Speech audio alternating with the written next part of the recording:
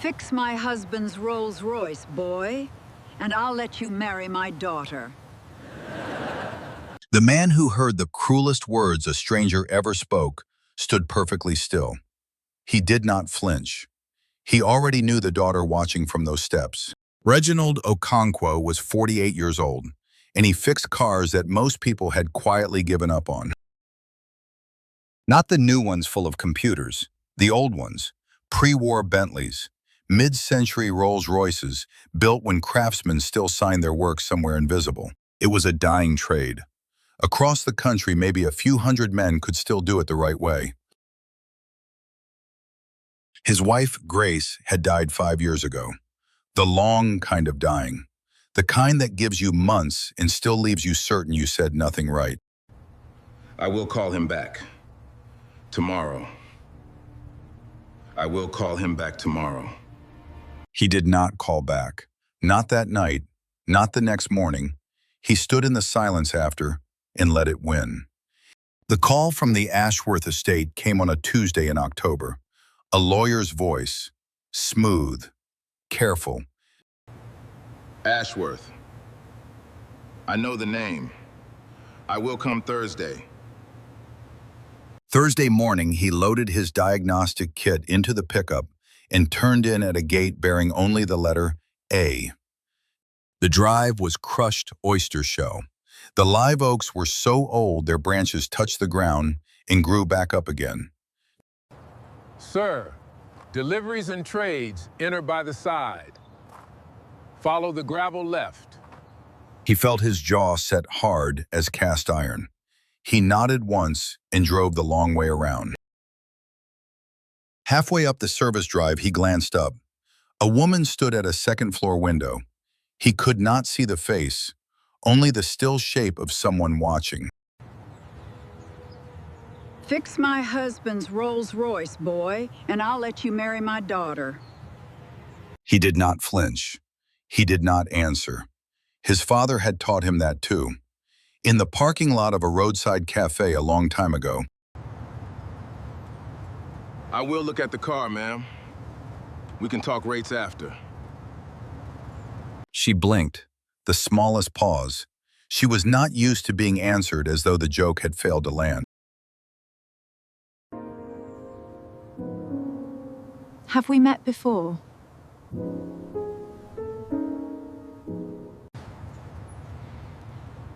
A long time ago, ma'am. The car was midnight blue. The spirit of ecstasy leaned into a wind that had stopped blowing 7 years ago. My husband loved this car more than most people. 4 men could not fix it. The first week, he did exactly what the 4 others must have done. Fuel system, ignition, electrical, carburetors. The compression came back strong and even on all 6 cylinders. Spark, fuel, everything present. And yet the car would not so much as cough. Everything reads perfect. Spark, fuel, compression. This car should run. His father had a saying, "A car that should run and does not is not a mystery. It is a message. Your job is to get quiet enough to hear it." 22 years ago, he had been 24 and working a garage on the south side of Savannah. A young woman began bringing in a green MG Roadster. How does it work? Show me. I actually want to know. She lingered. She asked real questions. And he answered, because no one had ever asked him those things as though they actually wanted to know. It lasted 1 summer. They believed with the stupidity of being 24 that the rules did not apply to them. No daughter of mine will ruin this family. It ends now. A week later, she was sent to Virginia. He wrote 1 letter. He did not know if she ever received it. He came back to the present, standing beside the silver cloud with a vacuum gauge in his hand. 22 years between that summer and this one. He did not know her. She did not know him. 22 years can do that to 2 people. But he had not forgotten the way she leaned on a fender and asked him how things worked. She came in carrying sweet tea. She set it on the bench without a word. She stood in the doorway for 10 minutes and watched him work. He did not turn around. He felt her shadow shorten on the floor as the sun shifted. If he turned, he would break. He had not given himself permission to break in years. The tea sat sweating on the bench until the ice melted clean. Neither of them had spoken. Some silences hold more than words ever could. On the second week, he stopped trying to make the car start.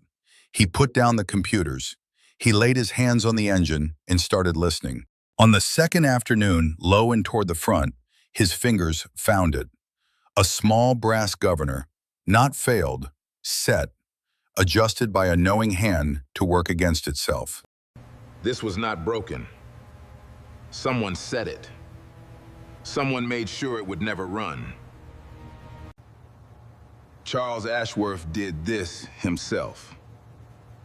The last thing he ever did. He followed the fuel system upstream, into a small access cavity behind the firewall. Fasteners wiped clean, undisturbed for years, but bright in the flashlight. Inside, wrapped in oilcloth and tied with brown twine, was a flat metal tin. Across the top in fountain pen ink, one word, a name. He hid a letter for her. Inside, the only thing they would never throw away. The dead car was not broken. It was a locked box. The broken engine was the lock, and the key was not a tool. It was a kind of person. Give it to me.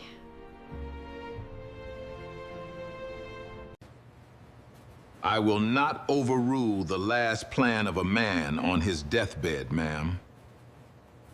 Her hand lowered. She looked down at both hands in her lap. A hairline crack appeared at the edge of those pale, unbending eyes. Charles always did love that girl more than he loved me. It took 3 days to find a telephone number. She had remarried briefly and gone back to her own name. He found the number through a parts supplier in Mount Pleasant. Hello, Josephine. This is Reginald Okonkwo.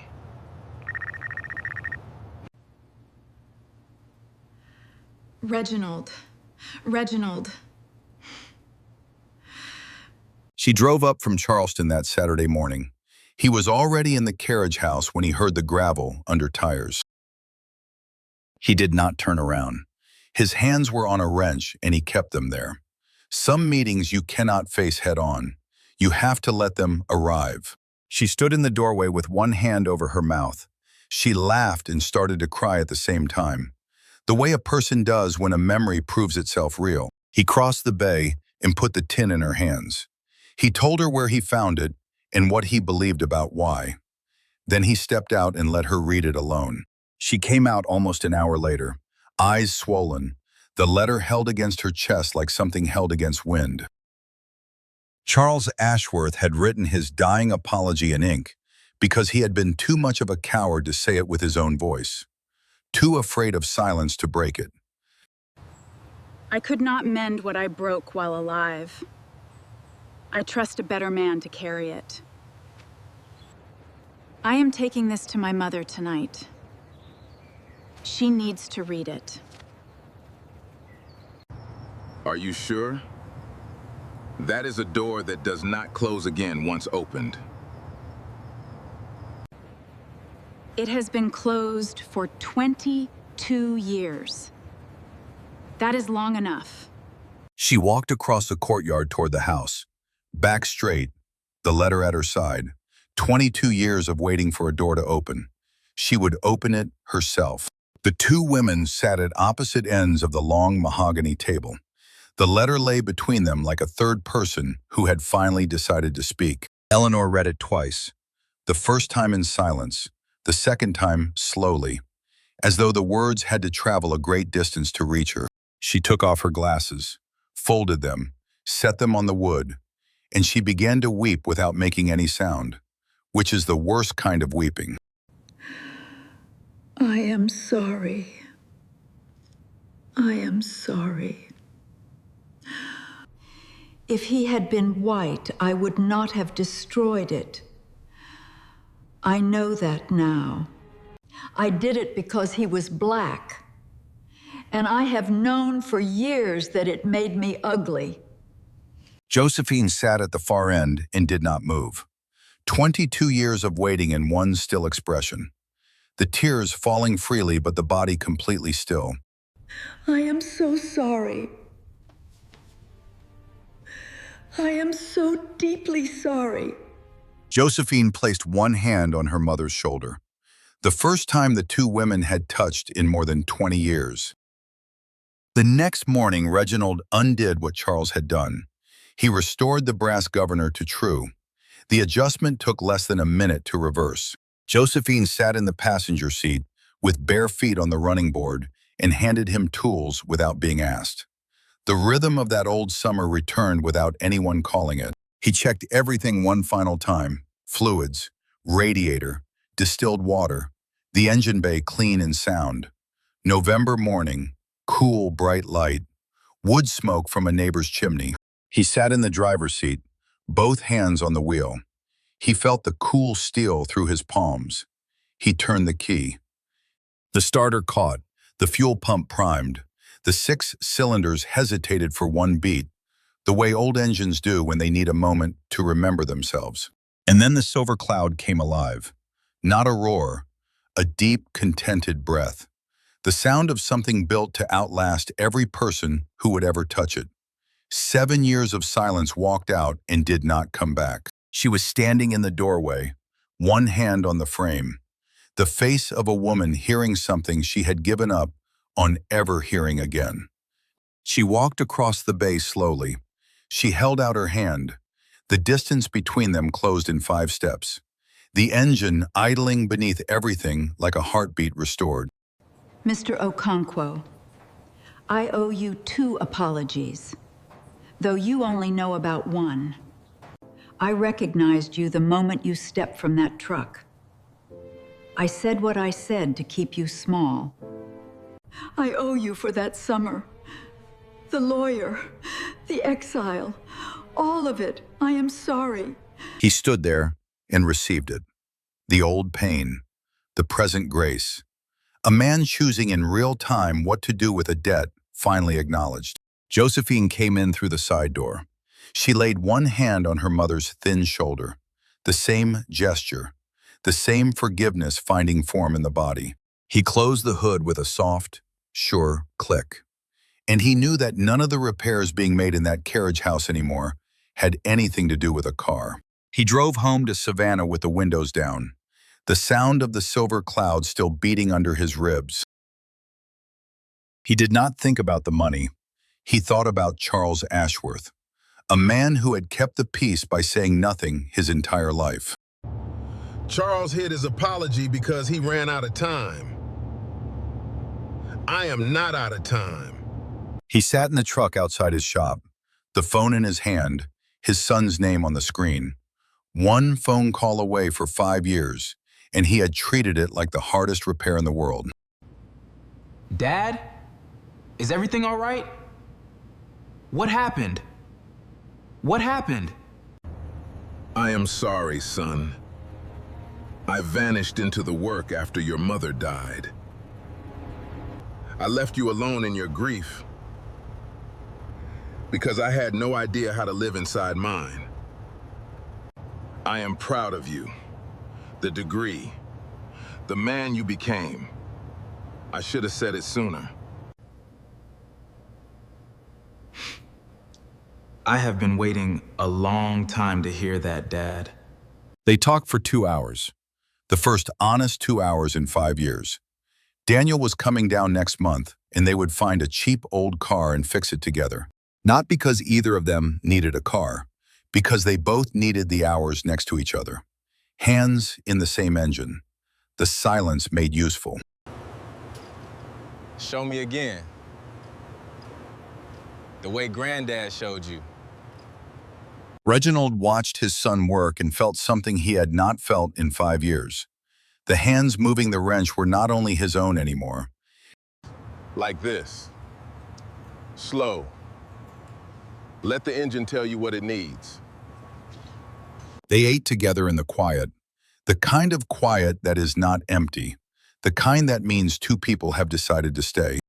That evening, alone in the shop, he looked at the wedding band and felt Grace closer than she had been since she passed. Not grief, gratitude. You were right, Grace. You were right, and I was too stubborn to hear it in time. But I heard you eventually. I heard you. He pulled the door down on a finished day, the first finished day in a long time. The kind you close with nothing left unsaid. They walked under the live oaks in December light. Not the same people who had stood in that Savannah garage at 24. Better ones, slower ones. 22 years. And here we are, under the same trees. Not the same people, though. Better ones, I think. Slower ones. Slower is fine with me. We have time now. 22 years between that summer and this one. And the space between their hands closed quietly under the Spanish moss, like something that had always intended to find its way back. He walked home along the quiet road. A man who had done the hardest work of his life in 6 weeks, none of it under any hood. He stood beside the workbench and looked at the photograph of Grace with tenderness and peace. Not grief anymore.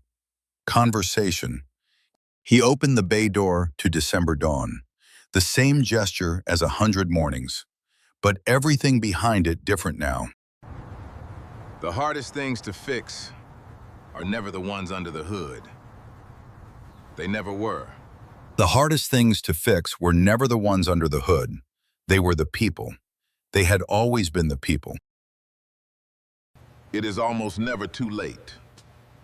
While they are still here, while the line is still open. And it was almost never too late. While they were still here, while the silence between you and the person you love most still had a pulse. All you had to do was pick up the tool, the one that frightened you most, the honest word, the open hand, the phone call at night. You already know who you need to call. You have known for a while. The number is in your phone right now. What is the conversation you have been avoiding? What is the thing you keep meaning to say and never quite do? Here is what this story taught. Silence is not peace. Silence is a slow engine dying where no one can hear it. First, the people who love you cannot wait forever. Say it now, not perfectly, just honestly. Second, the hardest repair is never the machine. It is always the distance between two people who stop talking. Third, a single honest sentence spoken today is worth more than 1,000 hidden letters found too late. If this story made you feel something, it was not about a car. It was about you, about who you have not spoken to yet. Leave a comment below. Tell me the name of the person you have been meaning to call. You do not have to explain why. Subscribe if you want more stories like this one. Stories that ask you real questions and do not let you leave the same person you arrived. Share this with someone who needs to hear it tonight. Someone holding a silence they did not choose and do not know how to break. Thank you for staying until the end. That tells me something about the kind of person you are. Now close this screen, pick up your phone, and say the thing before the engine goes quiet for good.